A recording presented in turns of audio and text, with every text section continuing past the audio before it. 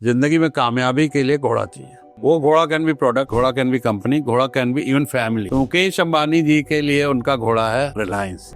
किताब मैंने पढ़ी थी आउटलायर्स, मेलकॉम ग्लैडवेल की है कि आप 10,000 घंटे एक्सपर्ट बनने में चाहिए। वाह वाह। देन उन्हीं की सेकंड किताब है tipping point. You will get A tipping point, J curve जो बोलते हैं कि जे कर्व आपकी लाइफ में अगर दुनिया कहेगी आप तो ओवरनाइट सक्सेसफुल हो। तो पहला फंडिंग मिला था 2.5 करोड़ का। तो मैंने कहा तुम्हें कितनी प्रेजेंटेशन देनी पड़ी, आपको सुनकर हैरानी होगी। तो बोला 265 रिजेक्शंस के बाद 2.5 करोड़ मिला। आप क्या ये सजेस्ट करते हैं कि any fresh person should get into it और you should have some experience कि काम करके जॉब करके एक्सपीरियंस ले लेना चाहिए, देन आना चाहिए, तो थोड़ा सा आपके लिए ज्यादा स्कोप रहता है क्योंकि नॉलेज बढ़ जाती है। किसी भी धंधे को बिल्ड करने के लिए अगर उसको 10x पे पहुंचाना है तो एक आइडियल ब्लूप्रिंट क्या रहना चाहिए ब्रॉड?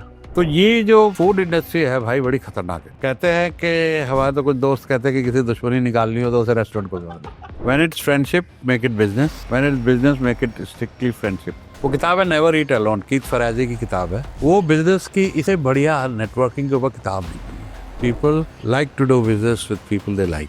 ऐसी कौन कौन सी किताबें जो आप सजेस्ट करते हो? हमें जो पता है वो 5% है, जो हमें पता है कि हमें नहीं पता वो 15%, लेकिन जो हमें भी नहीं पता है कि हमें क्या नहीं पता है वो 80% है। How easy is this to get funded? कितना आसान है? बहुत ही ज्यादा आसान है। जोमेटो जब शुरू हुआ था तो संजीव विक्चंदानी इन्फो एज वाले जो हैं उन्होंने 30% स्टेक लिया था, सिर्फ 4 करोड़ 70 लाख। आज उसकी वैल्यू 15,000 करोड़ है। एक बहुत बड़े इन्फ्लुएंसर का मैंने कोट पढ़ा था, कभी कोट क्या उसका डायलॉग ही सुना था, गैरी वेनरचक। उसे बोला था अगर if you are not digitally present you don't exist. आप ये क्यों बोलते हैं कि पान की दुकान खोल लो, उसमें ज्यादा पैसा बना लोगे देन द जॉब? हेलो दोस्तों, रीडो बुक्स क्लब के एक और जोरदार पॉडकास्ट में आपका बहुत बहुत स्वागत है। आज का जो ये पॉडकास्ट है बहुत ही खास होगा क्योंकि आज हम बात करने वाले हैं कि आप अपनी लाइफ को जीरो से शुरू करके एक ऐसी पोजीशन में कैसे जा सकते हैं जहां पर आप हीरो कहलाएं। यानी कि जीरो से हीरो तक की जर्नी के बारे में हम बात करने वाले हैं। और हम बात करने वाले हैं कि आप अपना अगर बिजनेस स्टार्ट करना चाहते हैं, बिजनेस सेटअप करना चाहते हैं, या ऑलरेडी बिजनेस आइडिया आपके पास है या किसी बिजनेस आइडिया को आप एग्जीक्यूट कर चुके हैं, तो आप उसको कैसे एक सक्सेसफुल बिजनेस में कन्वर्ट कर सकते हैं। क्या क्या गलतियां हैं जो हमें नहीं करनी चाहिए और क्या क्या ऐसी चीजें हैं जिन्हें करके एक हम सक्सेसफुल बिजनेस क्रिएट कर सकते हैं। तो वो सारी की सारी चीजें आज हम डिस्कस करने वाले हैं एक एक्सपर्ट के साथ जो कि इस इंडस्ट्री में बहुत सालों से काम कर रहे हैं, बहुत हजारों लोगों को वो टीच कर चुके हैं, बता चुके हैं, मेंटोर कर चुके हैं, आईपीओ रिलीज करने में लोगों को मदद कर चुके हैं, उन्हें फंडिंग कैसे मिलेगी उसमें हेल्प कर चुके हैं। And I am sure about it, उनकी लर्निंग, उनके विजडम से आज हम सब लोग भी बहुत कुछ सीखने वाले हैं। तो सुरेश सर, आपका हमारे पॉडकास्ट पे बहुत बहुत स्वागत है sir. Thank you for inviting me, और मुझे भी बहुत प्रसन्नता है यहाँ के आपसे मिलकर भी खुशी हो रही है, और पहला पॉडकास्ट है आपके साथ हमारा, looking forward to it. Thank you sir, thank you so much sir. मैं कंसिस्टेंटली मैंने आपकी बहुत सारी वीडियोस देखे और किसी न किसी तरीके से आपके कोचिंग वाले, बिजनेस वाले, गाइडेंस वाले एड्स भी मेरे सामने बहुत सारे आते रहे। और मैं हमेशा बहुत क्यूरियस रहता था कि यार ये जो एनर्जी है ना ये चाहिए। तो और ये काफी दिन से हो रहा है, तो फाइनली आप साक्षात मेरे सामने, तो मुझे बड़ा अच्छा लग रहा है आज। Thank you. तो सर मैं पहले सबसे पहले ये जानना चाहता हूँ सर, जैसे now you teach lot of people about creating business, creating financial freedom, money, बहुत उसके आसपास बहुत ज्यादा बात करते हैं आप। सबसे पहले मेरा सवाल यहाँ पर यह है सर कि अगर लाइफ में किसी को पाथ चुनना हो कि वो अपनी लाइफ की जो एक फ्रीडम चुनना चाहता है फाइनेंशियल मनी वाइज, तो do you really believe that कि जॉब से करना हमेशा से डिफिकल्ट रहेगा देन द बिजनेस? जॉब के 2 पहलू हैं। एक तो बड़ी हाई एंड जॉब, अब गूगल का सीईओ, अमेजोन का सीईओ या माइक्रोसॉफ्ट का सीईओ, कुछ इंडियन भी हैं उसमें, वो तो जॉब अच्छी है किसी भी बिजनेस से अच्छी है। तो वहाँ पर जितने स्टॉक ऑप्शन और करोड़ों हजारों लाखों डॉलर्स की सैलरीज है, that is better than any SME. और वहाँ पोजीशन भी है, पावर भी है, और ऐसा नहीं है कि जल्दी से नॉन परफॉर्मेंस पे कोई निकाला जाता है या क्या है, वेरी स्टेबल जॉब्स। तो उसको हम यहाँ सब्जेक्ट पे बात नहीं करेंगे। मैं बात करता हूँ जो वो आगे जाए, बाकी जो जनता जॉब करे 2-4 लाख रुपए महीने तक की, वो वाले की बात करेंगे। ठीक है, तो वो तो लिमिटेशन है अच्छी खासी है। उसमें तो मैंने एक वीडियो भी बनाया था जो बहुत हिट हुआ कि बेटा पान की दुकान खोल लेना, नौकरी मत करना। तो वो नौकरी खतरनाक है। ओके। क्योंकि वहाँ पर आप पीक आउट हो जाते हो और एक स्टेज पे कंपनी को या लाला को लगने लग जाता है आदमी महंगा हो गया, जवान आदमी, एनर्जी में सस्ता मिल रहा, आधे में इसको निकालो किसी तरीके से, और वहाँ पे दूसरी जॉब मिलनी मुश्किल हो जाती है। ये तकलीफ वाली बात है कि जो लोग ऐसी जॉब को डिपेंड होकर समझ लेते हैं जिंदगी से कट जाएगी, वो आज के टाइम में पक्की नहीं सक्सेसफुल नहीं। ओके, लेकिन अब आप ये देखिए कि जैसे सर हम सब लोग ना डिफरेंट बैकग्राउंड के लोग हैं। अब कोई किसी की स्कूलिंग बहुत अच्छी जगह पर हुई, किसी की स्कूलिंग बहुत अच्छी जगह नहीं हो पाई, कोई इंग्लिश मीडियम से पढ़ा, कोई हिंदी मीडियम से पढ़ा, या बैकग्राउंड उनकी फैमिली बैकग्राउंड से। तो आपको ये definitely do you feel this कि अगर एक किसी भी इंसान को फ्रॉम जीरो टू हीरो बनना है, एक वो ट्रांजिशन लेना है, तो उसका बैकग्राउंड एक इंपॉर्टेंट रोल प्ले करता है? बहुत बड़ा रोल प्ले करता है। ओके, वहाँ पर जो आपको घर से शिक्षा मिलती है, अब फॉर एग्जांपल एक वकील का बेटा वकील बनता है क्योंकि उसके ब्रेकफास्ट और डाइनिंग टेबल पे वकालत की बातें हो रही है। बिजनेसमैन का बेटा बिजनेसमैन बनता है क्योंकि वहाँ पे बिजनेस की बातें हो रही हैं, या डॉक्टर का बेटा डॉक्टर, नेता का बेटा नेता, आप देख ही रहे हो ये होता है। उनके बच्चे कह लो, बेटा क्या बेटी क्या, दोनों ही। तो ये तो एक बैकग्राउंड से अब आता है, तो एक परिवार का उसको बैकिंग मिलता है। मुकेश अंबानी को अंबानी का मिला। तो एक बहुत बढ़िया किताब है, क्योंकि आपका चैनल भी है, हॉर्स सेंस करके, मैंने पढ़ी थी बहुत टाइम पहले। ऑथर मुझे याद नहीं है कि हर एक को जिंदगी में कामयाबी के लिए घोड़ा चाहिए। वो ghoda can be product, ghoda can be company, ghoda can be even family. तो मुकेश अंबानी जी के लिए उनका घोड़ा है रिलायंस या अंबानी फैमिली। वाह वाह, राइट। हमारे प्रधानमंत्री थे मनमोहन सिंह स्वर्गीय, उनके लिए हॉर्स था कांग्रेस पार्टी या सोनिया गांधी। उसके बगैर वो कभी प्राइम मिनिस्टर नहीं बनते, नरसिम्हा राव भी नहीं बनते। तो ये हम लोग को जिंदगी में घोड़ा चुनना होता है क्या है। तो एक उसमें फैमिली बैकग्राउंड एक बहुत बढ़िया घोड़ा है चढ़ने। बहुत लोग जो ये सोचते हैं जी हम घर का धंधा वो नहीं करेंगे, हम तो म्यूजिक बजाएंगे जी, हम कोई और नौकरी करेंगे, तो वो अपनी जिंदगी का बहुत अच्छा एक मौका खो देते हैं और स्ट्रगल में लाइफ को ले जाते हैं। तो इसलिए जरूरी है कि अपना जो फैमिली बैकग्राउंड है वो ब्लेसिंग के साथ मिला हुआ है। फिर born with a silver spoon, तो उसको यूज करो यार, क्यों धक्के खाते हो, क्यों स्ट्रगल करते हो। बाकी जिनका नहीं है वो भी सक्सेसफुल हमारे जैसे हो जाते हैं, तो चलता है, क्योंकि हम लोग तो अपने राह खुद बनाने वाले लोग हैं। तो दोनों तरफ, बट वो होने से एक अच्छा कॉलेज अगर कोई जाता है, IIT जाता है तो एक नेटवर्क मिल जाता है उसको, हार्वर्ड जाता है तो एक नेटवर्क मिल जाता है। तो वो सारी चीजें मिला के हेल्प करती है। तो अगर फॉर एग्जाम्पल अगर किसी भी इंसान का इस तरह का बैकग्राउंड नहीं है, तो ऐसे क्या की स्टेप्स होते होंगे सर जो वो लेता होगा, जो उसको वो हीरो बनाता होगा? पहला तो थिंकिंग बिग, सोच होनी चाहिए। हाँ। अगर सोच ही है कि सरकारी नौकरी करनी है तो वो तो वहीं फंस के रह जाएगा। लेकिन अगर सोच है, कुछ बड़ा करने की उमंग है, तो वो आदमी अपना रास्ता ढूंढता है, ऐसे पानी अपना रास्ता खुद ढूंढ लेता है। तो उसके लिए जरूरी है कि जिस सब्जेक्ट में वो जाए तो उस सब्जेक्ट में महारत हासिल करे। किताब मैंने पढ़ी थी आउटलायर्स, मैल्कम ग्लैडवेल की है, कि आप 10,000 घंटे एक्सपर्ट बनने में चाहिए। वाह वाह। तो 10,000 घंटे रफली 3 से 4 साल होता है।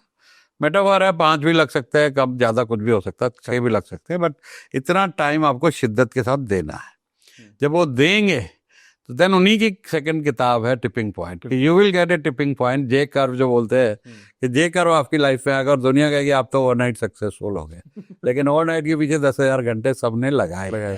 किसी का भी आप पुरानी हिस्ट्री देख लेंगे तो 10,000 घंटे का उनका स्ट्रगल और मेहनत रही है।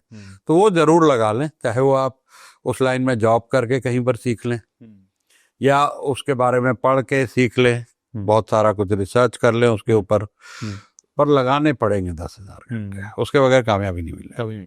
सर ये जो 10,000 आवर्स वाला आउटलायर मैंने भी किताब पढ़ी और बहुत अच्छे से बताया गया है। बट आपको क्या आज के टाइम में, क्योंकि आप तो देखो बहुत लोगों से इंटरेक्ट करते हो, तो क्या आपको आज के टाइम में ऐसे लोग दिखते हैं जो कि सब कुछ बहुत जल्दी जल्दी करना चाहते हैं? 10,000 घंटे का तो उनके थॉट ही नहीं है। और क्योंकि वो हो सकता है कुछ लोगों को देख लेता है, यंग लोगों को, 21 साल 22 साल का है, 200 करोड़ की कंपनी बन गई उसकी, या इन्वेस्टमेंट आ गई, कुछ नया स्टार्टअप बनाया, कुछ हो गया।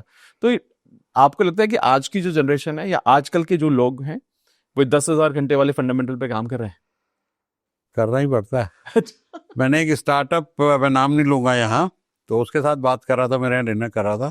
उसको पहला, बहुत बड़ी कंपनी है वो, कई करोड़ों की फंडिंग मिली हुई है, बट आज से 7-8 साल पहले मेरे घर पे उसने डिनर किया था और पहला फंडिंग मिला था 2.5 करोड़ का। तो मैंने कहा तुम्हें कितनी प्रेजेंटेशन देनी पड़ी, आपको सुनकर हैरानी होगी। उसने बोला 265 रिजेक्शंस के बाद 2.5 करोड़ मिला है। वाह, 265। क्या वो 10,000 घंटे का हिस्सा नहीं है? बिल्कुल। तो ये तो पहली फंडिंग का है। करेक्ट। उसके बाद प्रोडक्ट में कहाँ मार खाई होगी, कौन कौन सा प्रोडक्ट फेल हुआ होगा, बनवाने में उन्होंने आउटसोर्स खुद बनाया नहीं, जिन जिन फैक्ट्रियों से कुछ गलत फैक्ट्रियां मिली होंगी वहां सीखा होगा, पैकेजिंग सीखी होगी, कस्टमर फीडबैक सीखे होंगे, मार्केटिंग सीखी होगी, ई कॉमर्स पे गए वो लोग, सारा कुछ। तो 10,000 घंटे तो भाई दिखता है हमको कि नहीं लगाते, लेकिन लगते सभी के हैं। तो जब आप किसी भी पर्सन को देखते हैं आज के वक्त में, आज के दौर में, स्पेशली कंसीडरिंग इंडियन सिनेरियो, हम ये बात तो कर ही रहे हैं कि अगर आप इंडिया में बैठे हो तो you are sitting on the hot cake, तो यहाँ पर ग्रो करने के चांसेस है क्योंकि फॉरेन कंपनीज भी they coming to India. But do you see that's a real picture आज के वक्त में, कंसीडरिंग? कुछ लोग तो बहुत बोलते हैं जो बिजनेसमैन है कि जीएसटी का सिस्टम खराब है, बहुत सारी चीजों के बारे में बात करते हैं। But do you still see कि इंडिया में अगर कोई काम कर रहा है तो गवर्नमेंट सपोर्ट चाहे वैसे डायरेक्ट कर रही है या नहीं कर रही है, but you still have a big opportunity to grow in India? Opportunity बहुत है, लेकिन ईज ऑफ डूइंग बिजनेस नहीं है। वो तो डेटा भी बताता है कि हर्डल्स हमारी जिंदगी में, एंटरप्रेन्योर्स की जिंदगी में बहुत है। अपॉर्चुनिटी तो कई ज्यादा हैं, तो उनसे लड़ के हम कामयाब हो पा रहे हैं। जो भी दिक्कतें और हर्डल्स हैं, तो ईज ऑफ डूइंग बिजनेस पे कुछ करना चाहिए, नहीं है यहाँ पर। ये फैक्ट दुनिया जानती है। बड़ी बड़ी कंपनियां वापस भी चली जाती है फ्रस्ट्रेटेड होके यहाँ से, और अपन के कई स्टार्टअप भी बंद हो जाते हैं, एसएमई एमएसएमई भी कई बार बंद हो जाते हैं। तो दिक्कतें तो हैं ग्राउंड रियलिटी में, अपॉर्चुनिटी के साथ साथ, बट अपॉर्चुनिटी है। तो अब एक और मेरे यहाँ पर थोड़ा क्यूरियस हूँ, मैं काफी टाइम से मैं सवाल पूछना चाह रहा था, पहले भी मैंने कई बार सोचा, लेकिन आप हैं सामने तो मैं पूछता हूँ इसके बारे में।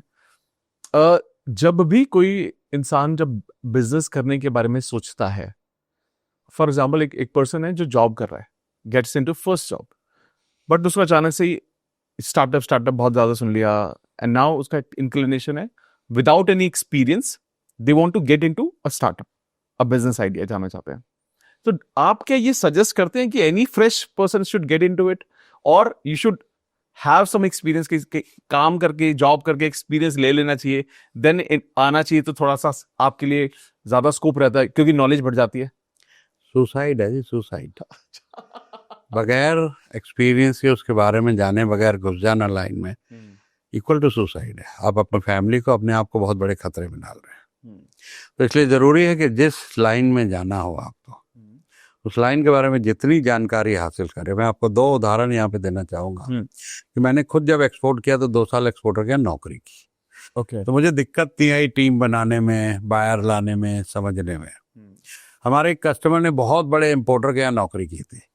जब उसने 5 साल नौकरी करके शुरू किया तो उसके पहले से ही ऑर्डर ऐसे थे जैसे हमारे मोबाइल के नंबर होते, 10 डिजिट में। तो उसको एक दिन भी स्ट्रगल नहीं करनी पड़ी। मुझे एक्सपोर्ट बंद करने के बाद वेल्थ मैनेजमेंट में जाना था। मैंने 2 साल वीकेंड कॉलेज में पढ़ाई की, सर्टिफाइड फाइनेंशियल प्लानिंग, 55 साल की उम्र में। मैं बगैर सीखे काम नहीं करूंगा।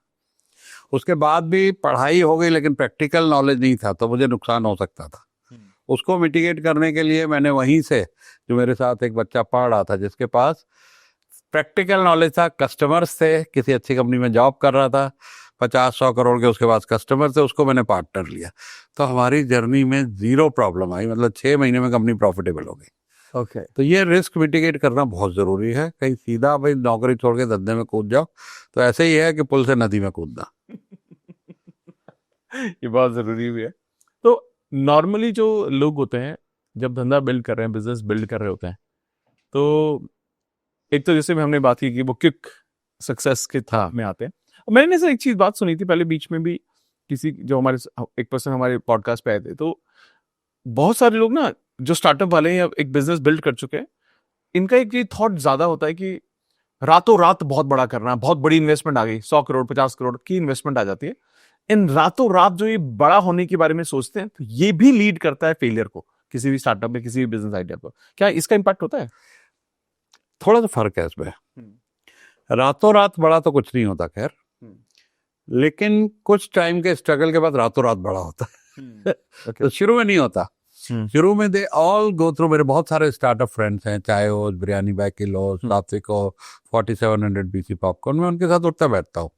कुछ स्टार्टअप फाउंडर्स को मैंने कोच भी किया है, जिनकी कंपनी बाद में जाके एग्जिट हुआ और मर्ज हुई बड़ी बड़ी कंपनी में, उनको भी कोच किया है। They go all go through that pain, लेकिन ये है कि उनकी जर्नी शॉर्ट हो जाती है।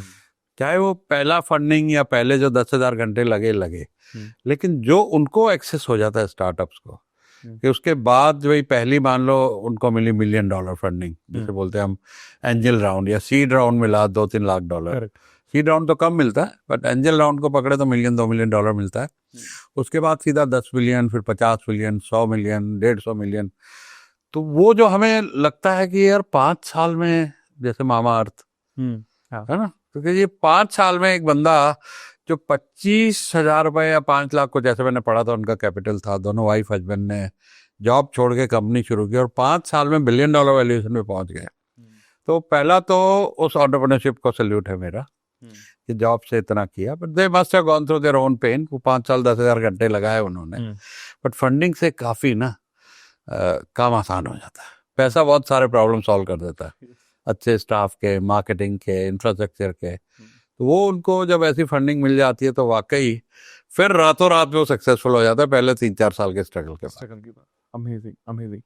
तो आपका, जब हम एक बिजनेस ब्लूप्रिंट के बारे में बात करते हैं, जैसे कि किसी भी एक इंसान जो आज के टाइम में 100 रुपए कमा रहा है या एक्स अमाउंट कमा रहा है, ठीक है, फ्रॉम अ बिजनेस, या वो इस अमाउंट से स्टार्ट करने के बारे में सोच रहा है, तो एक्चुअली में किसी भी धंधे को बिल्ड करने के लिए अगर उसको 10x पे पहुंचाना है, तो एक आइडियल ब्लूप्रिंट क्या रहना चाहिए ब्रॉड? पहला तो रहना चाहिए कि आपको POC, proof of concept, okay, आपको उस बिजनेस के बारे में क्या मालूम है, are you passionate about it. और प्रूफ ऑफ कॉन्सेप्ट स्टैब्लिश हो गया, टेस्टिंग हो गई, जिसको हम लोग बोलते हैं डिजाइन थिंकिंग। होता क्या है कि जैसे हम घर डिजाइन करते हैं, फैक्ट्री डिजाइन करते हैं, सब कुछ डिजाइन करते हैं, लेकिन बिजनेस भी डिजाइन होता है। तो first thing starts with empathy. Design thinking का स्टेप 1 है एम्पैथी। क्या प्रॉब्लम, क्या सॉल्व कर रहे हैं, do you feel that pain of the user, कि कहीं पे पानी, बच्चे गंदा पानी पी के मर रहे हैं, and you feel that pen कि मुझे इनको एक सस्ते में 20 रुपए का फिल्टर बना के, ऐसा भी एक स्टार्टअप हुआ कि मुझे 20 रुपए का फिल्टर बना के, जहाँ 2000 बच्चे रोज मर रहे हैं इंडिया में आज भी, कि ऐसा एक फिल्टर इनको मिल जाए कि ये पानी से जो उनको डिजीज होती है, हेपेटाइटिस वगैरह, वो ना हो। You have to feel that pain. ये वाली प्रॉब्लम बहुत फेस हो रही है, क्योंकि जितने आप देखेंगे ये स्टार्टअप्स कुछ बड़ा प्रॉब्लम सॉल्व कर रहे हैं हमारा, जिसको हमने एडजस्ट कर लिया था लाइफ में। कि हमें पहले टैक्सी, मुझे याद है मेरे पिताजी की डेथ हुई थी 70s में, 75-76 में, तो हम हॉस्पिटल नहीं ले जा पाए थे क्योंकि टैक्सी स्टैंड पे टैक्सी वाले सो रहे थे और फोन घर पे होता नहीं था, साइकिल पे बुलाने गया, वो दारू पी के सो रहे थे भाई लोग। तो हम अस्पताल भी नहीं थे, अस्पताल भी 40 किलोमीटर 30 किलोमीटर दूर। आज हर घर के 3 किलोमीटर, मैं गुड़गांव जा रहता हूँ, 5 किलोमीटर के रेडियस में कम से कम 15 अस्पताल हो गए। तो वो उबर ने कितना बड़ा प्रॉब्लम सॉल्व किया। तो ये वाली जो अनमेट डिमांड्स हैं, उसको आप एम्पैथी से आइडेंटिफाई करते हो, the first stage. The second is then you define कि ये 10 प्रॉब्लम है मेरे को, इसमें से कौन सी प्रॉब्लम जो बहुत मासेस को है, स्केलेबल है, उसको मुझे बिजनेस आइडिया में बदलना है। ओके, तो सेकेंड स्टेज डिफाइन, आपने डिफाइन कर दिया। The third stage is now ideate. अब आपको उसके अंदर अपनी टीम को बल्क ऑफ द आइडियाज, बेवकूफी के आइडियाज, उड़ने वाले घोड़े होंगे जी, पानी से गाड़ी चलाएंगे, ऐसे ऐसे आइडियाज, रेगुलर आइडिया नहीं चाहिए। इसकी एक एक्सरसाइज होती पूरी, वो येलो स्लिप लेके हम दीवार पे लगाते जाते हैं। अच्छा, ओके, आइडियाज आने दो आने दो आने दो। देन उन आइडिएट के साथ हम लोग सिलेक्ट करते हैं कि यार ये 10 ग्रुप बन गए, 10 तरह के आइडिया आ गए, इसमें से ये वाला ग्रुप सबसे बढ़िया लग रहा है, ये इनोवेटिव है। इनोवेशन वहां से निकलती है। ओके, तो फिर उसको हम फाइनल करके ना कि ये वाले आइडिया को अब हम प्रोटोटाइप बनाते हैं। If it is a product, आप शैम्पू बना रहे 100 बनाइए, यूजर्स को दीजिए, गेट द फीडबैक। उसमें कोई ईगो मत रखिए फेल हो रहे तो कि भाई ये मेरा प्रोडक्ट है, get the real feedback. App है तो पूरा उसका प्रोटोटाइप बनाए, each and every user journey, UX design, सब कुछ कीजिए कि कैसे चलेगा। देन इट कम्स कि अब आपने टेस्टिंग कर ली प्रोटोटाइप के बाद, देन लॉन्च।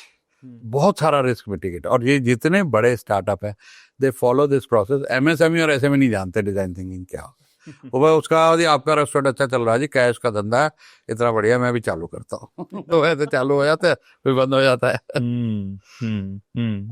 तो जैसे आपने फूड इंडस्ट्री की बात की, जैसे आपने बोला, मतलब I think one of those industry जो मैंने हमेशा देखी है कि कुछ रेस्टोरेंट खुलते हैं और वो कुछ साल बाद बंद हो जाते हैं। और लेकिन मुझे ऐसा लगता है कि आज के टाइम में जो भी कोई बिजनेस कभी ना कभी खोलना चाहता है, उसके माइंड में जरूर होता है एक रेस्टोरेंट खोलूंगा, एक कॉफी शॉप खोलूंगा। और मेरे को बहुत ज्यादा ऐसे स्टेबल नाम दिखते नहीं है जो बहुत टाइम से कर रहे हैं ऐसा। ऐसा क्यों होता है सर? हाईएस्ट मोर्टेलिटी रेट है रेस्टोरेंट बिजनेस में। यहाँ तक कि हमारे एक जानने वाले ने बहुत बड़ी फ्रेंचाइज ली आइसक्रीम ब्रांड की। भीड़ देखता था दुकानों के आगे कि यार इतनी भीड़, ये धंधा अच्छा है। नेचुरल, लेकिन उसमें भी उसको 2 लाख रुपए महीने का लॉस हुआ, 40 लाख रुपए चले गए। क्योंकि franchise business suppose to be safe, कि आपको कुछ नहीं करना, मार्केटिंग हुई है, ब्रांड हुआ है, प्रोडक्ट इज इन प्लेस, बस आपने उसको ब्रांड को पैसे दिए, अपना फ्रेंचाइज फी दी, सामान के पैसे दिए, इंटीरियर करा, दुकान लेके बैठ गए आप यहाँ कुछ भी लगा के, तो वो भी फेल हो गया। तो ये जो फूड इंडस्ट्री है भाई बड़ी खतरनाक इंडस्ट्री है। कहते हैं कि हमारे तो कुछ दोस्त कहते हैं कि किसी दुश्मनी निकालनी हो तो उसे रेस्टोरेंट को जोड़ दो।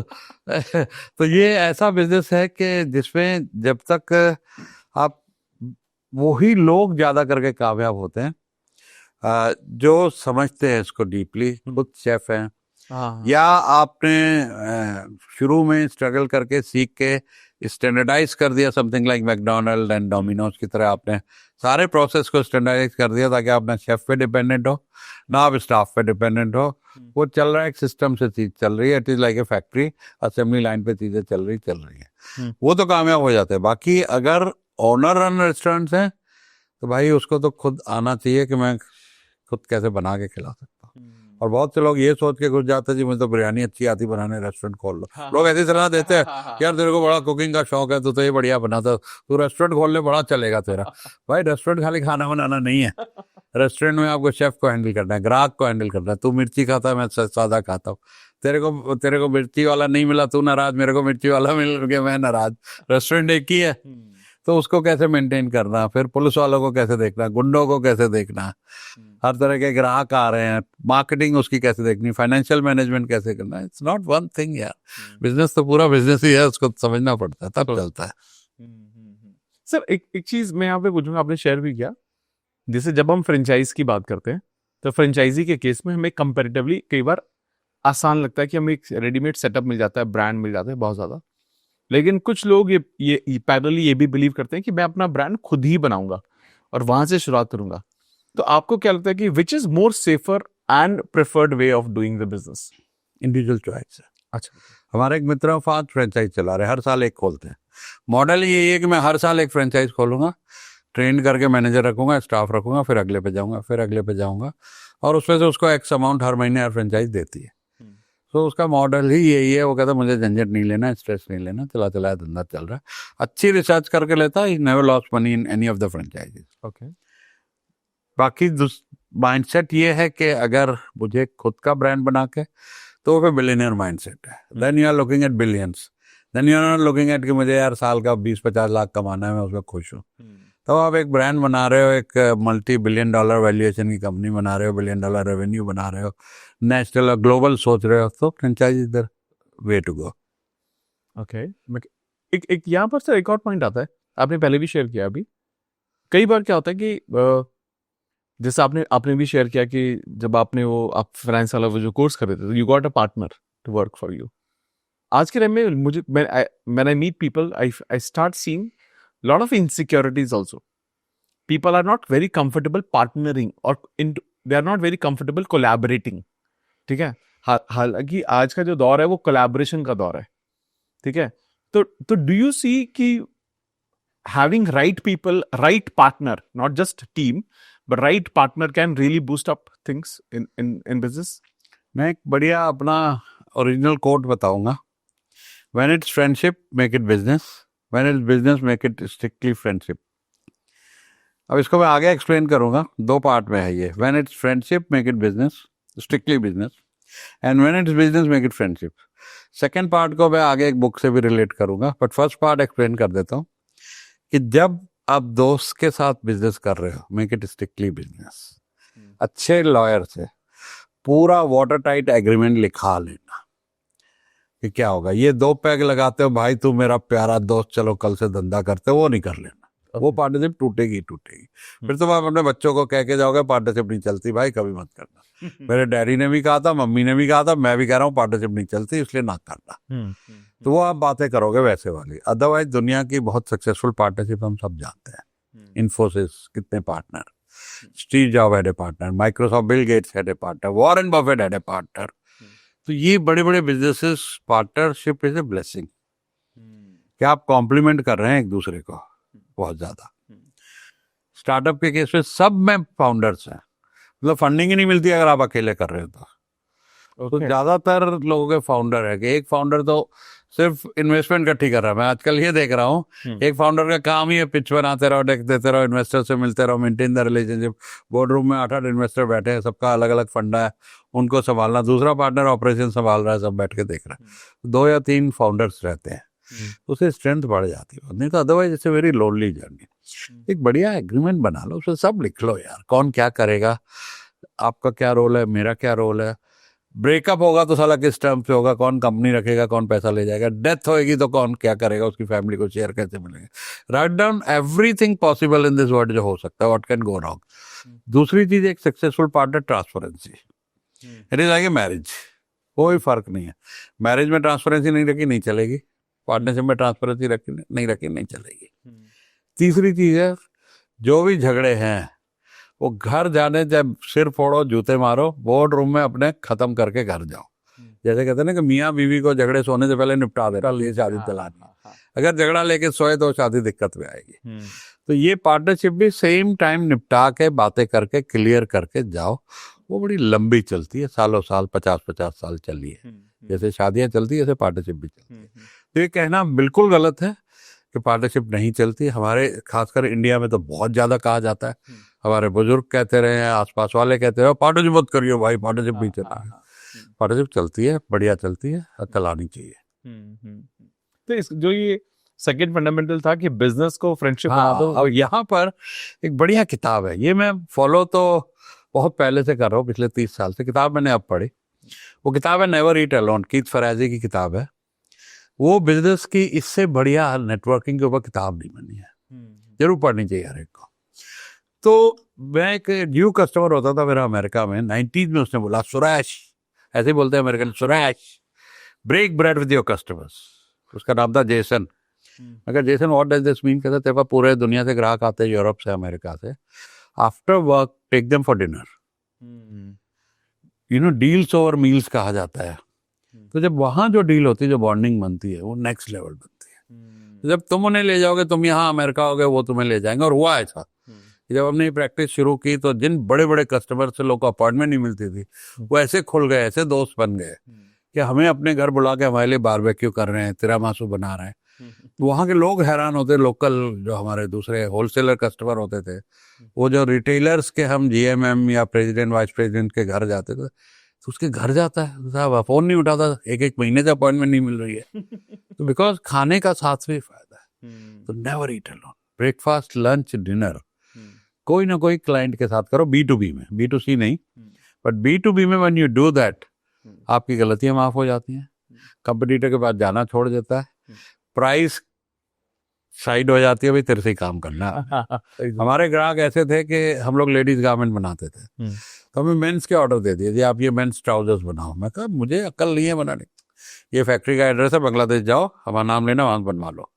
मतलब ऐसे भी ऑर्डर आ जाते थे कि हमें तुम पे भरोसा है यार, तुम कैसे भी बनवा लो, we want to do this business with you. So never eat alone. आपको ब्रेकफास्ट, लंच, डिनर किसी न किसी क्लाइंट के साथ जरूर करो। और वो जो उससे रिश्ता बनेगा, क्लाइंट कितना बड़ा क्लाइंट आपके लिए हो सकता है, सब कुछ चीजें साइड हो जाएंगी। Because people like to do business with people they like. Correct, very right. मतलब people like to do the business they like. Wow, amazing, amazing sir. तो सर जब अब जैसे आप you teach lot of people business guidance, entrepreneurship, आप leadership mentoring भी करते हैं। अब जब हम आपको इतने सालों का एक्सपीरियंस है, थ्रू आउट तजुर्बा है, तो ये जो तजुर्बा आपने जो क्रिएट किया है, आपका जो लर्निंग कर्व है आपका खुद का, वो कैसे मेंटेन रहता है, और आप क्या क्या टूल्स हैं आपके खुद को सीखने के, सिखाने के? भाई ऐसा लग रहा है जिंदगी कम पड़ जाएगी। अगर मेरे को 6-8 घंटे सोने के नहीं होते ना तो मैं कुछ ना कुछ पढ़ता। मैं सैर करते हुए भी आपके चैनल पे सुनता हूँ चीज़ें, वहाँ से नॉलेज लेता हूँ कि वो भी टाइम फालतू नहीं जाए। मेरी गाड़ी में, मेरे बाथरूम में, मेरे फ़ोन में, मेरे हर जगह किताबों का संसार है। अरे तो मेरी एजुकेशन बहुत ऑर्डिनरी हुई, पेड़ों के नीचे हुई, हिंदी मीडियम हुई। तो ज़िंदगी में जो कुछ सीखा, तरक्की की या कर रहा हूँ या सिखा पा रहा हूँ, आज मेरे 80-82 साल के डॉक्टर हैं, इंडिया के बड़े बड़े स्टूडेंट, IIT IIM के लोग मेरे स्टूडेंट, और मैं बीकॉम पास थर्ड क्लास में। तो जो सीखा तजुर्बे से और किताबों से सीखा। Correct correct. तो ऐसी ऐसी कौन कौन सी किताबें हैं सर जो आप सजेस्ट करते हो? एक तो मैंने बताया आउटलायर्स और टिपिंग पॉइंट। हाँ। Magic of thinking big, okay. It gives you a vision कि आप कुछ बड़ा सोचिए। नेवर ईट अलोन, कीथ फराजी की किताब। और जब जितनी मैं डार्केस्ट डे में फेल हुआ था बहुत बुरी तरह, वो भी एक स्टोरी है, बैंकरप्सी हो गई थी ऑलमोस्ट, सब कुछ बिक गया था, बंगले गाड़ियां जो बनाए थे यंग एज में। तो tough times never last, tough people do. उन दिनों तो यूट्यूब था नहीं जब हम फेल हुए थे। 2001 में यूट्यूब शायद 2005-06 में आया है, तो और कोई इन्फॉर्मेशन थी नहीं, किताबें ही थी। तो उस किताब को मैंने 50 बार पढ़ लिया भैया। इतनी स्टोरीज, जब मन दुखी होता था, परेशान कि यार अब अंधेरा आ गया, वापस जाऊं, नौकरी कर लूं, क्या करूं, तो वो किताब पढ़ के फिर जोश आ जाता था। तो उससे बहुत मैंने मोटिवेशन ली। तो ये जो कुछ किताबें हैं, लाइक हमेशा on top of my mind, जिनसे आप हमेशा सीखते रहते हो। आई एम ऑल्सो, जैसे आपको बताइए, आई एम ऑल्सो रीडर। मतलब मैं हर दिन के 3 से 4 घंटे निकालता हूँ सिर्फ किताबों को पढ़ने के लिए, ताकि मैं कंसिस्टेंटली कुछ ना कुछ नया सीखता रहूँ। बिकॉज जब हम बहुत सारी चीजें बहुत सारे लोगों के साथ शेयर करते हैं तो हमारा खुद का घड़ा भी खाली होता है। तो उसको बार बार भरना बहुत ज्यादा जरूरी है। इसमें मैं एक बहुत बढ़िया बात कहता हूँ, मैं कहना चाहूंगा कि 5% वी नो, हमें जो पता है वो 5% है। जो हमें पता है कि हमें नहीं पता वो 15% है। हमें पता है, हमें नहीं पता है। हमें पता है बट हमें नहीं पता है। ओके। हमें ये पता है कि हमें नहीं पता है, वाह वाह। 15% है। लेकिन जो हमें भी नहीं पता है कि हमें क्या नहीं पता है, वो 80% है। तो there so much to learn. जिंदगी कम पड़ जाती है यार, इतना कुछ सीखना पड़ता है।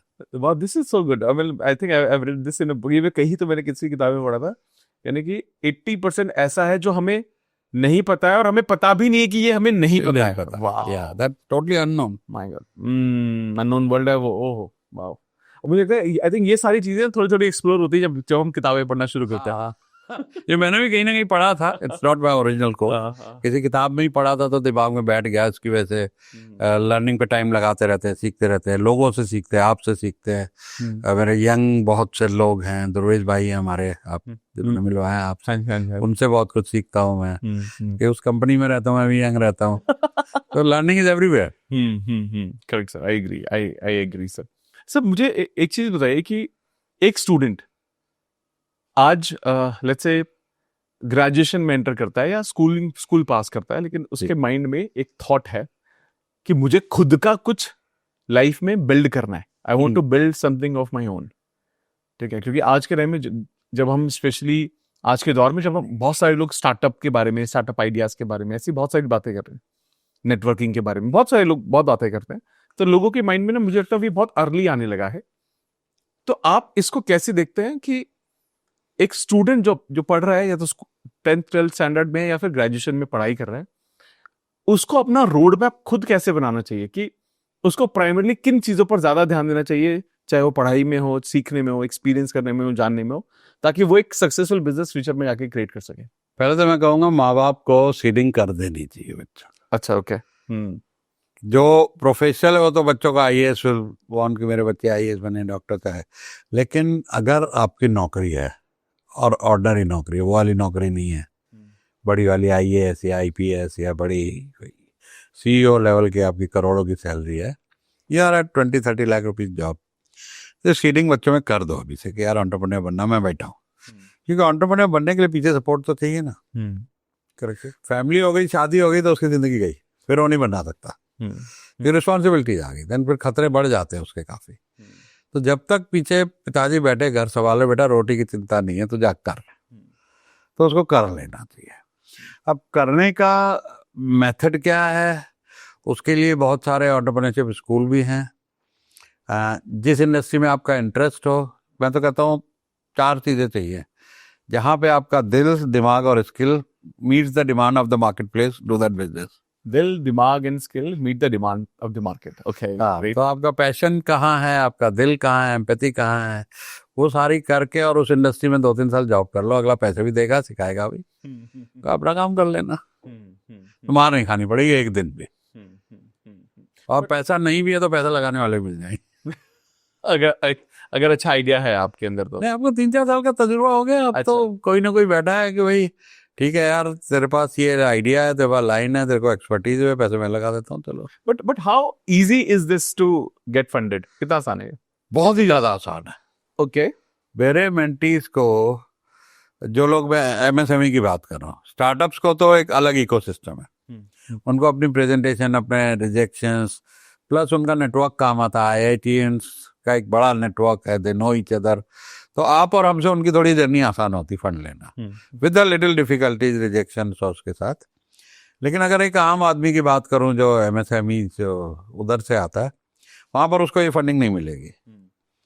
तो उसके लिए ये इस तरह का मॉडल कि जिसमें आप कहीं पे हुनर हासिल कर लो और अपने नेटवर्क से कोई पार्टनर लगवा दो, मिल जाता है। बहुतों को दिलाया मैंने।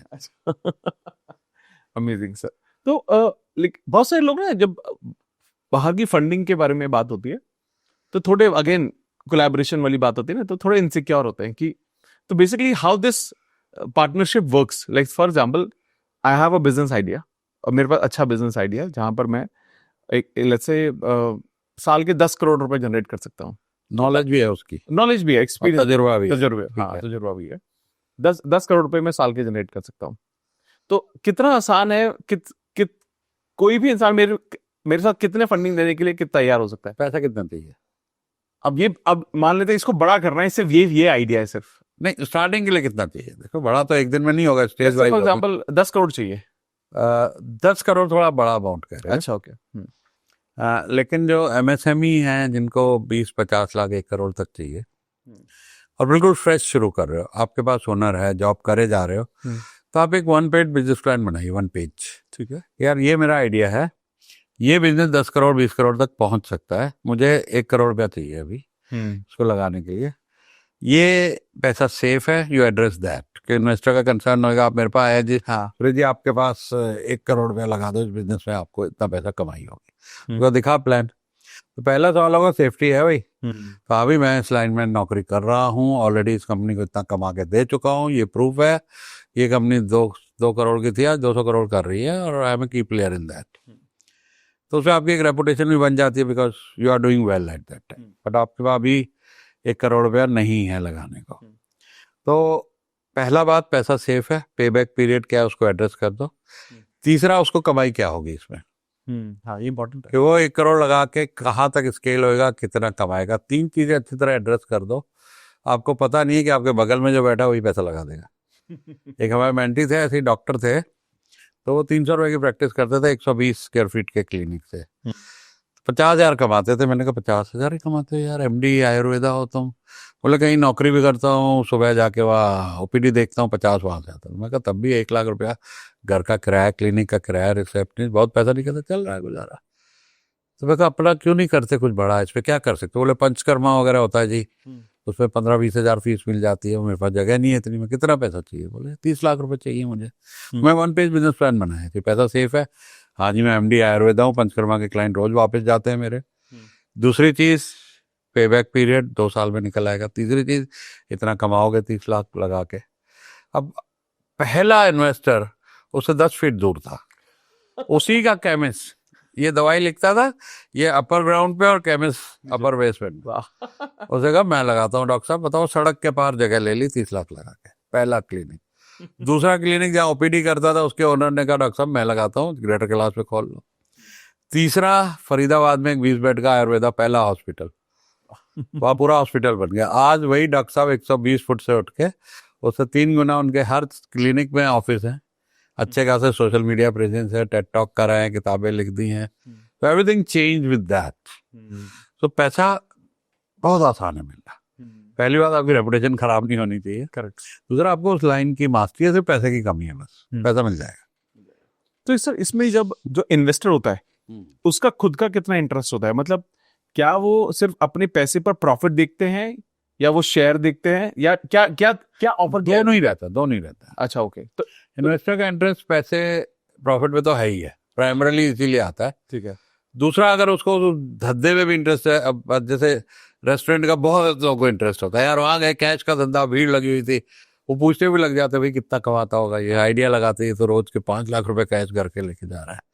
तो इंटरेस्ट भी होता है कि यार, और उसका एक्सपर्ट कोई मिल जाए साथ में तो सोने पे सुहागा है। तो दोनों चीजें काम करती है। तो ये जब एक इन्वेस्टर 1 करोड़ रुपए डालता है, कुछ एक्स अमाउंट डालता है, तो एनुअली उसको कितना प्रॉफिट चाहिए होता है उससे अप्रोक्सीमेटली, जो हिल be very happy? More than bank FD, उसका पैसा बैंक में बेकार पड़ा है। अच्छा, तो उसको अगर आप ज्यादा पैसा बना के दे रहे हो, 10-12% is a decent happy amount, और या ये कम है? वो डिपेंड करता है उसके एपेटाइट क्या है, कितना वो देख रहा है। हर एक का अपना अपना सब्जेक्टिव है कि उसको कितनी रिटर्न चाहिए। अगर उसको 2 साल में उसका पैसा वापस मिल जाता है और उसके बाद 1 करोड़ के ऊपर उसको 10-12 लाख रुपए, 15 लाख रुपए, 20 लाख रुपए साल की आमदनी दिख रही है, तो कुछ ही पैसा लगाएगा यार। क्योंकि कई बार लोग इसलिए भी इनसिक्योर होते हैं कि यार ये क्या क्या portion they could ask for, लोग क्या मांग सकते हैं, उसके ऊपर बहुत ज्यादा। और एक बहुत बढ़िया एग्जांपल आपको बताऊंगा कि not a this kind of partnership, but एक इन्वेस्टर स्टोरी है मेरी फेवरेट। कि जोमेटो जब शुरू हुआ था तो संजीव विक्चंदानी, इन्फो एज वाले जो हैं, उन्होंने 30% स्टेक लिया था, सिर्फ 4 करोड़ 70 लाख में। आज उसकी वैल्यू 15,000 करोड़ है। तो some time you hit the gold mine like this. वही संजीव विक्चंदानी ने स्नैपडील पे 30 करोड़ पर राइट ऑफ भी कर दिए थे। ये बिजनेस नहीं चल रहा है, पैसा जीरो कर। तो they take the risk, but इस तरह के कुछ इन्वेस्टमेंट इनके बढ़िया निकल जाते हैं, पेज फॉर एवरीथिंग। सर एक और सवाल मेरा यहाँ पर ये रहेगा कि आप जो आज के टाइम में सोशल मीडिया है या इंटरनेट एरा है, इसका इफेक्टिव यूज किसी भी बिजनेस की सक्सेस पर कितना ज्यादा डिपेंड करता है? एक बहुत बड़े इन्फ्लुएंसर का मैंने कोट पढ़ा था कभी, कोट क्या, उसका डायलॉग ही सुना था, गैरी वेनरचक। हाँ, उसे बोला था, अगर if you are not digitally present you don't exist. और तब मैं नहीं था प्रेजेंट इतना, तो इतना जोर का हिट किया कि उसके बाद कोई दिन ऐसा नहीं गया हो कभी मैं यहाँ से जाऊँगा, यहाँ की फोटोज दिन भर के जो भी क्या है वो सब लिंक्डइन पे, फेसबुक पे, इंस्टाग्राम पे जाएगा, ट्विटर पे, हर जगह।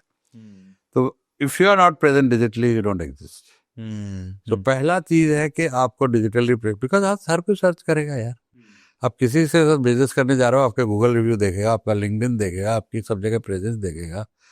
तो अगर आप हो ही नहीं तो आप हो ही नहीं कोई। और अगर नेगेटिव हो तो आपसे धंधा नहीं होगा। तो you have to maintain that also कि आप पॉजिटिव हो और आपकी एक अच्छी पहचान वहाँ निकल के आ रही है। तो इट हेल्प्स ट्रेमेंडसली। आपकी लीड कॉस्ट कम हो जाती है, ऑर्गेनिक लीड्स आती हैं, आपका इन्फ्लुएंस बढ़ता है। और हम आज अब यहाँ क्यों बैठे हैं? बिकॉज आप भी इन्फ्लुएंसर हो, मैं भी इन्फ्लुएंसर हूँ, हम यहाँ बैठे। नहीं होते तो नहीं बैठते ना, कि भाई इफ आई डिडंट एग्जिस्ट, मैं कोई नहीं होता तो मुझे आप क्यों बुलाते हैं? बिल्कुल सर, एग्री। और आज के टाइम में सर जब 2 चीजें हैं, जैसे एक तो होता है, जैसे आपने बहुत अच्छी बात की कि जब हम खुद प्रेजेंस हमारी होती है तो उसका एक बहुत ज्यादा इम्पैक्ट पड़ता है हमारे इन्फ्लुएंस पर भी और कॉस्टिंग, बाकी सब चीजों पर भी। कितने लोग हम तक रीच कर पाएंगे, फाइनेंशियली ऑल्सो उसी के अकॉर्डिंग बेनिफिट करता है। लेकिन कुछ बिजनेस ना फेसलेस चलने की कोशिश करते हैं, and there are some people who runs with a face but not so popular also. But what do you think, which is better कि every business should have a face or should not have a face? इस बात का connection है personal brand से। हाँ, correct, right. और ये जो है ना, पिछले कुछ सालों में बहुत तेजी से निकल के आया सब्जेक्ट, जिसको लोगों ने इम्पोर्टेंस दी। कि पहले जमाने में बिजनेसेस नाम से होते थे, है ना। अगर बाहर की बात करें, R H. Macy, J.C. Penney was a person, Ford Motors was a person, Henry Ford, Tata, Birla corporation. फिर धीरे धीरे कहीं ये डाइल्यूट हो गया, वो कंपनी के नाम फैंसी नामों से चलने लग गया, फेस बाहर हो गया। फिर इधर कुछ सालों में पर्सनल ब्रांडिंग का अगर सबसे बड़ा एग्जांपल आज के युग में है तो इलॉन मस्क। 3 से ज्यादा multi-billion dollar कंपनी उसने इससे पिछले 10 साल में खड़ी की है। तो जब से आफ्टर दैट पेपाल बेचने के बाद ये सज्जन जो आए हैं, तो बगैर एक गाड़ी बनाए हुए बिलियंस ऑफ डॉलर रेज हो गए। The problem of supply not the demand, कि ये बिकेगी नहीं उसकी टेंशन ही नहीं है, बिकी हुई है, सप्लाई कैसे करो। कितने बड़े बड़े काम उन्होंने कर लिए। तो first Elon Musk, then Tesla, SpaceX, जो भी उनके आ रहे हैं। आज आपने टोनी रॉबिन्स का नाम सुना होगा, हम सब जानते हैं, कितने बड़े लेजेंड हैं वो, लेकिन उसकी कंपनी का नाम किसी को नहीं मालूम, शायद आपको भी नहीं मालूम। नहीं मालूम है, बिल्कुल नहीं, सच में नहीं मालूम। 50 से ज्यादा कंपनी है उनकी और उनमें कई बिलियन डॉलर कंपनीज हैं, लेकिन because he is the brand, जिस पे हाथ रख दिया कंपनी चल जाती है।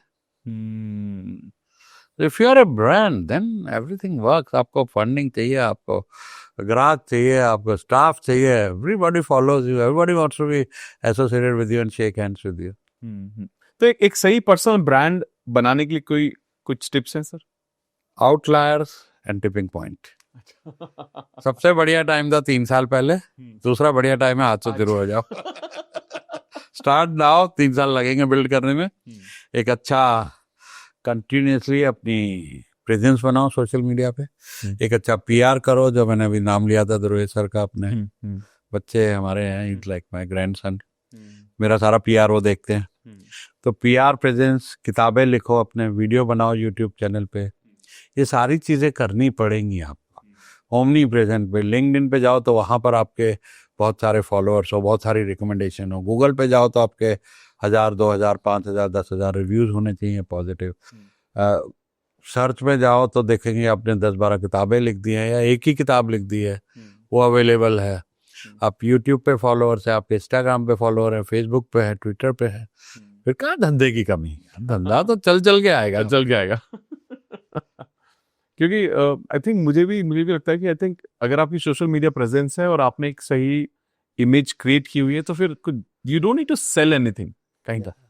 वो अब you will find people, right people, they will find you. मतलब बोल के आते हैं यार, बोल के मेरे हाई वैल्यू लीड्स आज भी ऑर्गेनिक आती हैं।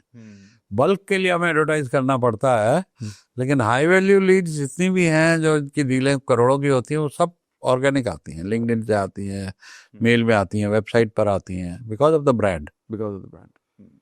और वो ऑलरेडी ट्रस्ट बिल्ड होता है। मेन बात यह है कि अभी मुझे पिछले दिनों एक कंपनी आई मेरे पास, फोन आता है कि सर हमें आईपीओ करना, पर हमने किसी मैंडेट साइन कर दिया। मैं आईपीओ में हेल्प करता हूँ, एसएमई आईपीओ में।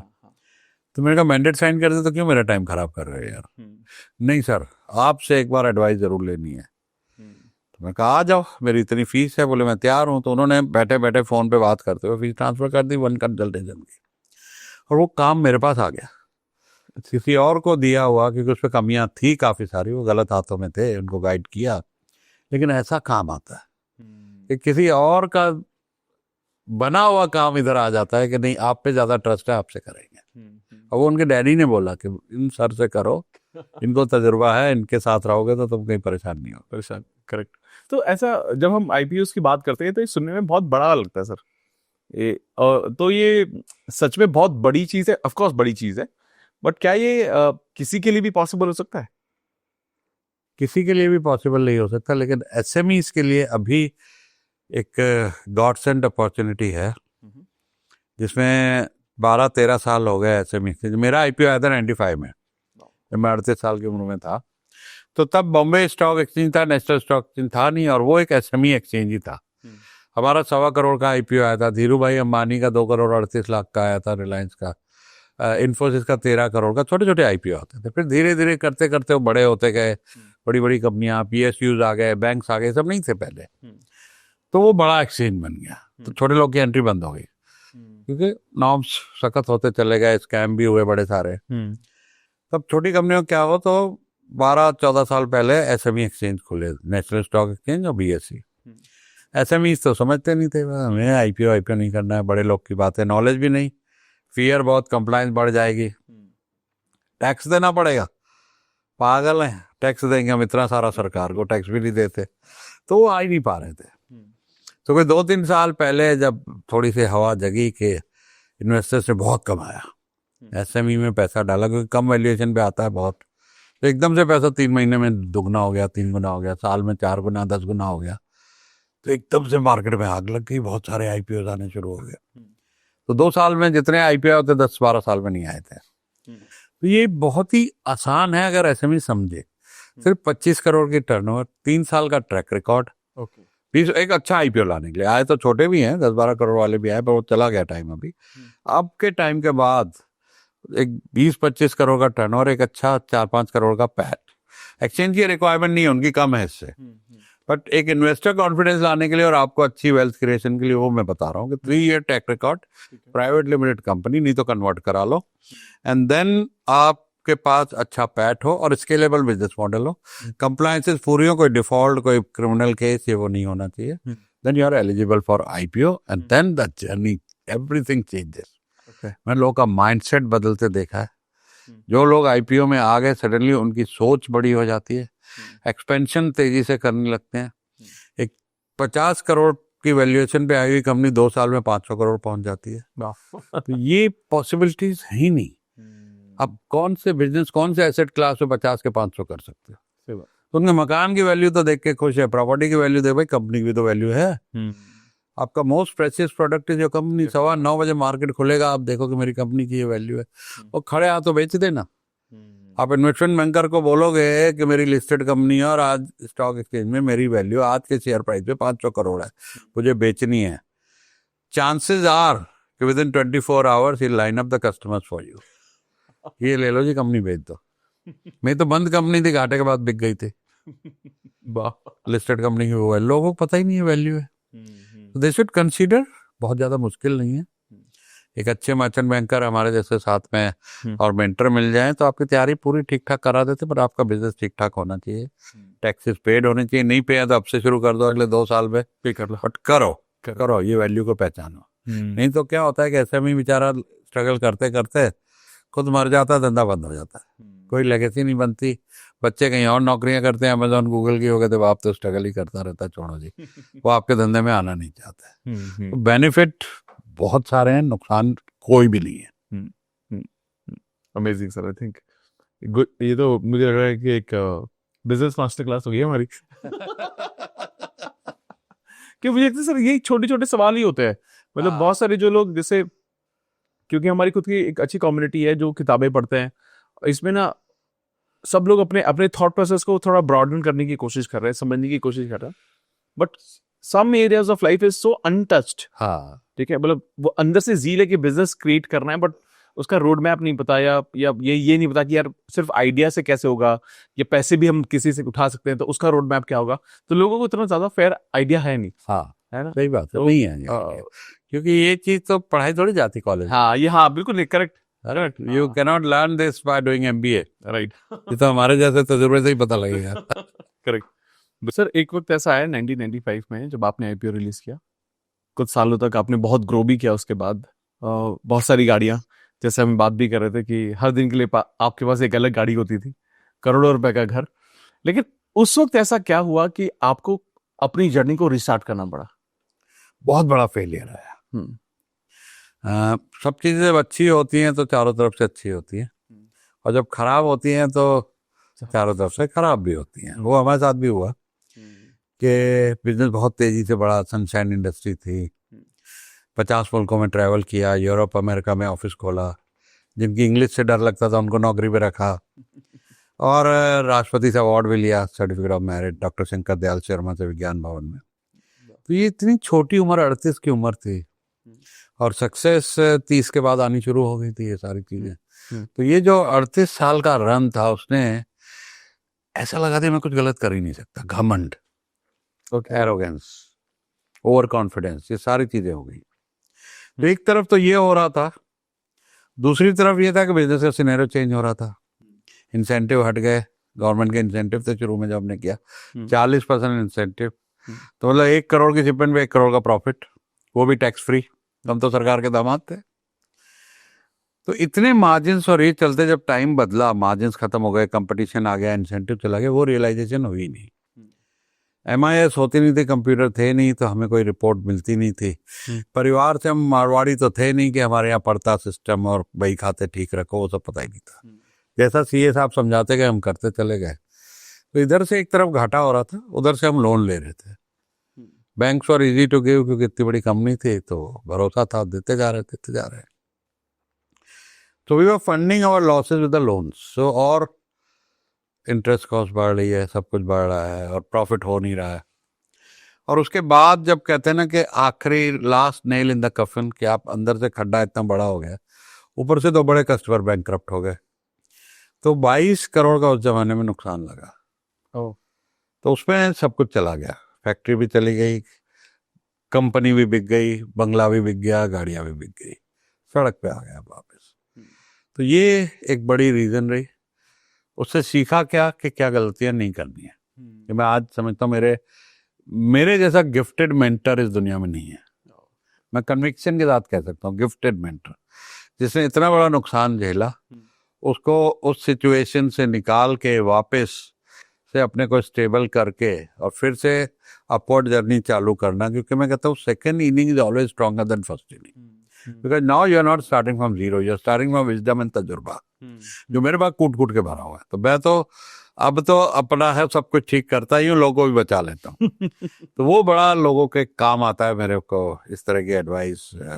छोटा सा उदाहरण, one of my mentee called me few weeks ago कि मेरा काम तो दुगना हो गया अब आपके साथ सीख के, तो मुझे एक 5 करोड़ का इजी लोन मिल रहा है, तो मैं एक और कंपनी चालू करना चाहता हूँ, दूसरा बिजनेस। मैं कहा वेरी गुड आइडिया, तू ये बता के तू कितने घंटे काम करता? बोलता 14 घंटे, सुबह 7 बजे आ जाता हूँ, रात को 9 बजे जाता हूँ। तेरे धंधे में कितना स्कोप है? अभी तो 20 ही करोड़ पहुंचा है। तो बोला 500 करोड़ हो सकता है।